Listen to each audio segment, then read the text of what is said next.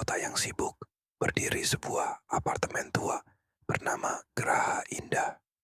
Meski lokasinya strategis, banyak penghuni yang mengeluhkan suasana apartemen yang suram dan lift yang sering bermasalah.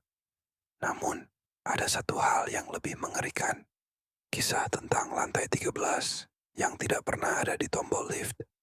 Tetapi, sesekali, seseorang bisa terjebak di sana. Rudy, seorang pekerja kantoran yang baru saja pindah ke apartemen itu, tidak percaya takhayul. Baginya, cerita itu hanya bualan penghuni lama.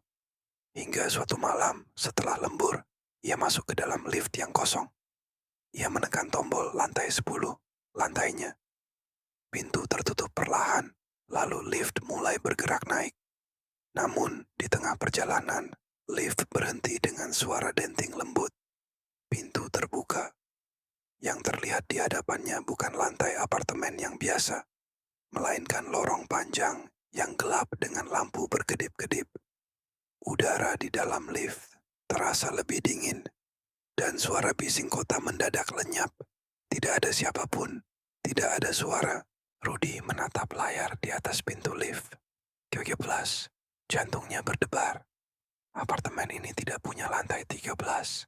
Ia mencoba menekan tombol untuk menutup pintu, tapi tombolnya tidak merespons.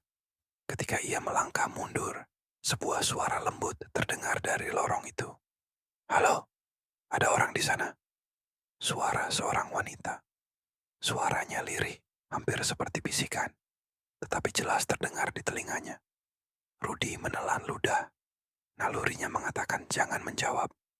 Namun, sebelum ia sempat bergerak, seseorang muncul dari kegelapan lorong. Seorang wanita dengan rambut panjang tergerai, wajahnya tertutup bayangan. Perlahan, wanita itu mulai berjalan ke arahnya. Dengkaman langkahnya menggema di lorong sunyi itu. Dengan panik, Rudy menekan semua tombol di lift. Jari-jarinya gemetar. Saat wanita itu semakin dekat, wajahnya mulai terlihat di bawah cahaya lampu redup. Kulitnya pucat, matanya kosong. Bibirnya sedikit terbuka, seolah ingin mengatakan sesuatu. Tepat sebelum ia mencapai pintu lift, lift tiba-tiba bergetar keras dan pintu menutup dengan sendirinya. Lift meluncur turun, layar digital beralih ke angka 10. Saat pintu terbuka, Rudy jatuh terduduk di lantainya sendiri. Semua kembali normal.